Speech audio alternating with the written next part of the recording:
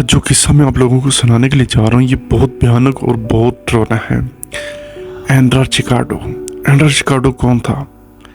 ये शख्स 1936 में यूक्रेन में पैदा होता है, रोस्टर शहर यानी कि रशिया।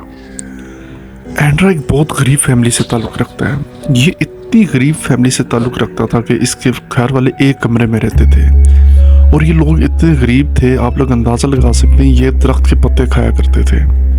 एंड्रा की जो माँ थी वो एंड्रा को बचपन में एक किस्सा सुनाया करती थी बहुत अजीब सा, कि तुम्हारे भाई को तुम्हारे पड़ोसियों ने खा लिया है, वो इसलिए कि उन्हें बहुत भूख लगी थी, क्योंकि उस टाइम ये वक्त और ये शहर गुर्बत की लपेट में था। इसके बाद होती है दूसरी जंग अजीम। दूसरी जंग अजीम में फौजी कम पड़ जाते हैं तो एंड्रा के बाप को भी फौज में भर्ती कर लिया जाता है और जब जंग ख़त्म होती है तो मुखालिफ फौजी इनको कैद कर लेते हैं, इसके बाप को, और उसको जंगी कैदी बना लेते हैं और उसको बाद में मार दिया जाता है। इन सब चीज़ों का असर एंड्रा पे पड़ रहा था। आप सोच सकते हैं कि एंड्रा का बचपन कैसे गुजरा होगा। एंड्रा इसके बाद हिम्मत नहीं आता, वो पढ़ता रहता है, खूब पढ़ता रहता है और एट लास्ट वो किसी तरीके से बैचलर कर लेता है। और इसके बाद एंड्रा के कुछ अच्छे दिन शुरू होने जा रहे थे। एंड्रा बैचलर करते ही इसको जॉब भी मिल जाती है एक स्कूल में और एंड्रा की एक शादी भी हो जाती है और एंड्रा के 2 बच्चे भी होते हैं और ये एक स्कूल में बहुत अच्छी टीचिंग जॉब कर रहा होता है, ये बच्चों को पढ़ाता भी है। लेकिन आपको पता है कि एंड्रा के अंदर कुछ नॉर्मल एक्टिविटी शुरू हो गई थी, यानी अब नॉर्मल एक्टिविटी इतनी ज़्यादा शुरू हो गई थी कि एंड्रा ज़म्बीज़ वाली हरकतें करना शुरू हो गया था।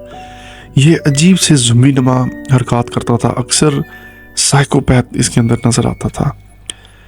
ये बच्चों को बहुत बेदर्दी से वहाँ पे पनिश करता था, बच्चों को इतनी पनिश करता था कि बच्चों को घर जाके बताना पड़ता था कि हमें इस तरह मारा उस तरह मारा, और बच्चे खौफज़दा होकर स्कूल नहीं जाते थे, छुट्टियाँ करते थे। इस बात का एक्शन वहाँ के स्कूल वालों ने लिया और पुलिस वालों ने लिया और इसको निकाल दिया।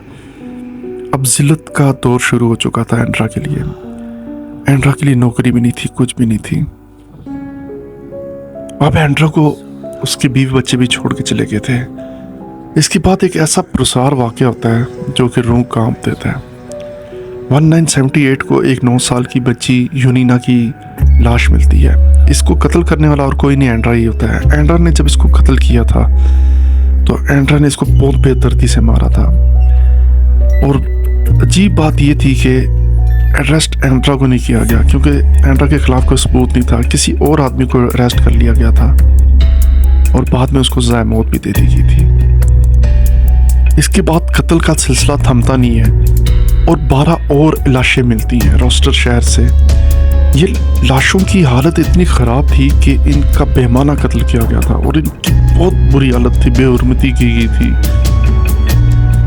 शक के बिना पे रोस्टर को कई दफ़ा अरेस्ट किया गया लेकिन कोई सबूत ना मिलने की वजह से रोस्टर को छोड़ दिया गया।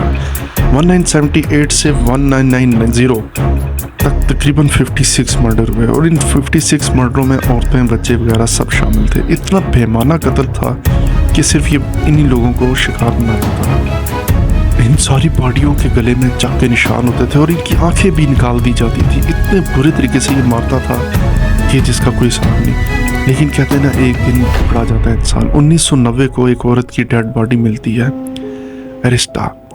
अरिस्टा जो होती है, इसको ये बहुत बेदर्दी से मारता है और लास्ट टाइम लोगों के मुताबिक एंड्रा वहाँ से जा रहा था, यानी कि एंड्रा को वहाँ देखा गया था। इस बिना पे एंड्रा को पकड़ लिया जाता है और थोड़ा सा इस पर तशद्दुद किया जाता है तो एंड्रा सब कुछ बता देता है सच कि हाँ मैंने ही इसका कत्ल किया था। जब एंड्रा से पूछा जाता है वो अपनी सारी बातें अपने बचपन की बताता है कि मेरे साथ ये हुआ, मैंने इसलिए लोगों से इंतकाम लिया। यानी उसका एतबार इंसानों से टूट गया था और इंसानों से नफरत करना शुरू हो गया था। चुनाचा 1994 में ट्रायल होता है मुकम्मल तौर पे इसका और इसको सज़ा सुना दी जाती है। 14 फरवरी को इसको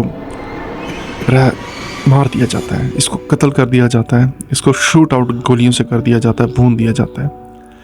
इसने इतने बेमाने कत्ल किए जिसका कोई हिसाब नहीं, यानी कि तारीख का आप कह सकते हैं कसाई था ये रशिया में। अगर ये मेरी शॉर्ट स्टोरी आपको पसंद आई हो तो प्लीज़ लाइक और सब्सक्राइब ज़रूर कीजिएगा।